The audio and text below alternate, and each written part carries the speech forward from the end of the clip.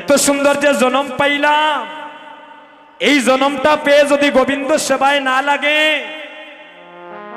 তাহলে মৃত্যুর পরে এই দেহটা শৃগাল কুকুরে পর্যন্ত ভক্ষণ করিতে চায় না। তার প্রমাণ, একদিন ভগবান শ্রীকৃষ্ণ দ্বারকায় বসে আছে। এমন সময় অর্জুন গিয়েছে, গিয়ে দেখেন ভগবান শ্রীকৃষ্ণ একটা সিংহাসন আলোকিত করে বসে আছে। প্রভুকে দেখে এক পাশে দাঁড়িয়ে আছে অর্জুন। এবার কৃষ্ণ বলছেন, অর্জুন তুমি এমন ভাবে আমার দিকে তাকিয়ে আছো, মনে হয় তুমি আমাকে কিছু জিজ্ঞাসা করো। অর্জুন বলছেন, হে গোবিন্দ, হে সখা, আমার মনে বড় বাসনা, আমি একটা দিন গঙ্গা স্নান করব। আচ্ছা অর্জুন, তোমার মনে যখন বাসনা তুমি গঙ্গা স্নান করবে, তাহলে আগামীকাল আমি তোমাকে গঙ্গা স্নান করাতে নিয়ে যাব। পরদিন যখন গগনে সূর্য উদয় হয়েছে, আমার ভগবান কি করলেন, অর্জুনকে রথে করে নিয়ে যাত্রা করলেন গঙ্গা স্নানের উদ্দেশ্যে। কথাগুলো একটু শুনবেন। যখন গঙ্গা নদীর নিকটে গেলেন, এবার অর্জুনকে বলছেন শ্রীকৃষ্ণ, অর্জুন ওই যে দূরে একটা নদী দেখছো, ওই নদীটার নাম হলো গঙ্গা নদী। যাও তুমি গঙ্গা নদীতে গিয়ে তোমার মনের আশাটা পূর্ণ করো। আর ওই যে দূরে একটা মন্দির দেখতেছো, ওই মন্দিরটার নাম হলো কৃষ্ণ মন্দির। আমি তোমার জন্য সেখানে অপেক্ষা করব, তুমি স্নান করে সেখানে চলে এসে। ভগবান কি করলেন, অর্জুনকে রথ থেকে নামিয়ে দিলেন। নামিয়ে দিয়ে উনি ওই রথে করে কৃষ্ণ মন্দিরে চলে গেলেন। আর অর্জুন ধীরে ধীরে হেঁটে হেঁটে যাচ্ছেন। যখনই গঙ্গা নদীর নিকটে গেলেন, এমন সময় দেখি, এই দেখে ওই নদীর পাশে একটা শবদেহ পড়ে আছে। আপনার শব্দেহ চিনেন মায়ের কি? মৃত মানুষের লাশ। অর্জুন যখন গঙ্গা নদীতে স্নান করতে যাবেন, ওই নদীর পারে দেখে একটা সাদা কাপড় দিয়ে মুড়ানো সর্বঙ্গ একটা মৃত মানুষের লাশ পড়ে আছে। অর্জুন থমকে গেলেন, মনে মনে ভাবলি, আমি আসলাম গঙ্গা স্নান করিতে, আর আমার সম্মুখে দেখছি একটা মৃত মানুষের লাশ। আবার দেখছি অপর প্রান্ত থেকে একটা শৃগালিনী আসছে। এই দেখবেন শীতের মৌসুমে রাস্তাঘাটে অনেক শিয়াল দেখা যায়। শৃগালিনী হলো জাতিতে নারী, আর শৃগাল হলো জাতিতে পুরুষ। ওই শৃগালিনী এই দেখেন ওই মৃত মানুষের পাশে এসে দাঁত দিয়ে তার মুখের কাপড়টা সরাচ্ছে।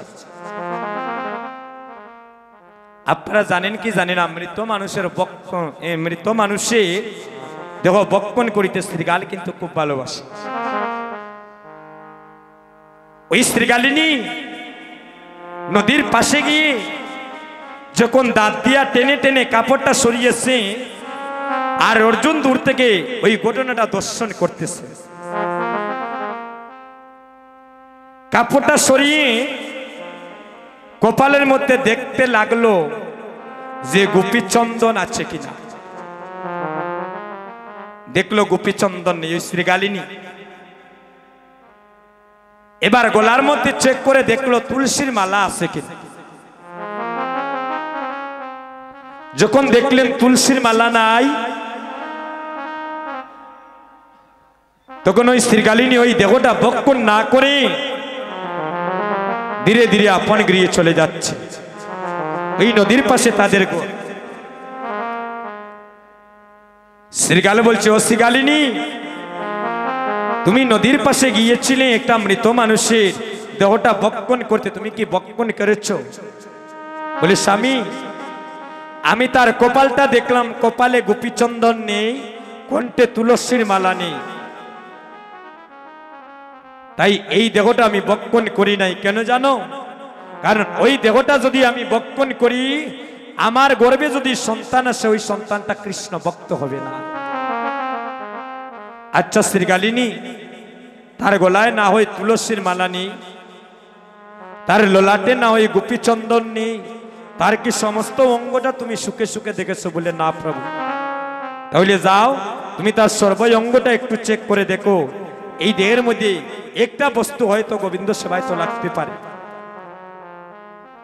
স্বামীর আদেশ মতো আবার গিয়েছি,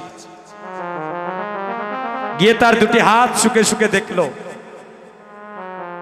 এই হাত দিয়ে কোনোদিন গোবিন্দের নাম গুণগান করে নাই। এই হাত দিয়ে একদিন একটা ফুলও গোবিন্দের চরণে সে অর্পণ করে নাই।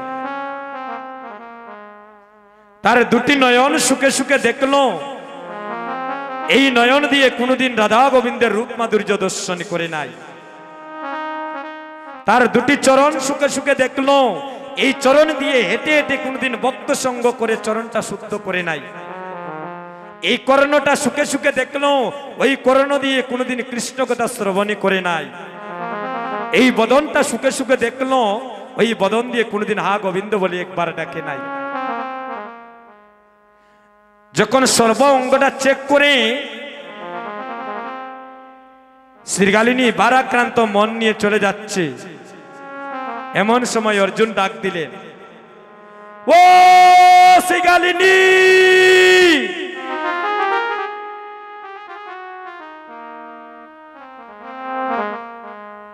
শ্রীকালিনী, দাঁড়াও দাঁড়াও দাঁড়াও শ্রীকালিনী, এমন সুন্দর একটা সবে দেহ পেয়ে তুমি বক্ষণ না করে কেন চলে যাচ্ছ? তোমার মতো মূর্খ তো এই জগতে আর কেহ নাই। শ্রীকালিনী বলছে, অর্জুন, তুমি আমাকে মূর্খ বলছো? আমি এই দেহটা সুখে সুখে দেখলাম, এই দেহটা কোনোদিন গোবিন্দ সেবায় লাগে নাই, ভক্ত সেবায় নিমজ্জিত হয়ে নাই, আর তুমি আমাকে মূর্খ বলছো? আচ্ছা, তুমি কেন এখানে এসেছো এই সময়টা? বলছেন, আমি গঙ্গা স্নান করতে এসেছি। বলে, তুমি এসেছো গঙ্গা স্নান করতে? তাহলে তো তোমার চেয়ে বড় মূর্খ এই জগতে আর কেহ নাই। অর্জুন থমকে গেলেন। আমার সঙ্গে সর্বদা শ্রীকৃষ্ণ থাকেন, আমার রথের সারথি হচ্ছেন ভগবান শ্রীকৃষ্ণ। আজ তুমি আমাকে বনের পশু হয়ে তুমি আমাকে মূর্খ বলছো? বলছেন, বলবো না। যে গঙ্গার জন্ম হয়েছে ভগবানের শ্রীচরণ থেকে, তাকে তুমি কৃষ্ণ মন্দিরে পাঠিয়ে আর তুমি এসেছো গঙ্গা স্নান করতে, তোমার চেয়ে বড় মূর্খ এই জগতে তো আর কেহ না। ভক্তগণ, আমরা মানব কুলে জন্ম নিয়েছি শুধু বালানাটা খাওয়ার জন্য নয়। কৃষ্ণ বজিবারে তোরে সংসারেতে আইলাম, সংসারেতে আইলাম, মিছে মায়ায় বদ্ধ হয়ে বৃক্ষ সম হইলাম, বৃক্ষ সম হইলাম। এমনে সাদের মানবে জন্ম পেয়ে এই দেহটা যদি গুরু গোবিন্দের সেবায় লাগেল না, এমন সাদের মানব জনম পেয়ে এই দেহ যদি গোবিন্দ সেবায় লাগল না, তাহলে এই মানব দেহের কোনো দাম থাকবে না। জাগতিক জগতে দাম থাকতে পারে টাকা পয়সা থাকলে, তো পারমার্থিক জগতে আপনি শূন্য হয়ে যাবেন। হরিবল। যেদিন তোমার দেহ থেকে প্রাণ পাকি যাবে, যেদিন তোমায় চারিজনে কাঁধে করে শ্মশানে ঘাটে নিয়ে যাবে, যেদিন তোমার এই দেহটা জনমের মতো সাঙ্গ হবে, এই দেহ থেকে যেদিন প্রাণ পাখি বাইর হবে, আদরের পুত্রগণ, আদরের কন্যাগণ, আত্মীয় স্বজন, বন্ধু বান্ধব শিয়রের পাশে বসে সবাই কাঁদেমি, কিন্তু সেদিন নয়নে কুলে দেখব না আমার আপনজন আমার জন্য কাঁদছে। যখনই দেহ থেকে প্রাণ যাবে রে ভাই, তুমি যদি 10 তলা বিল্ডিং এ থাকো, তোমার আপনজন সাথে সাথে তোমায় নিচতলায় নামিয়ে দেবে। পুকুর থেকে কলসি দিয়ে জল এনে এই দেহটা যোগী বেশে ধারণ করে 4 জনে কাঁধে করে জনমের মতো শ্মশানে ঘাটে নিয়ে যাবে।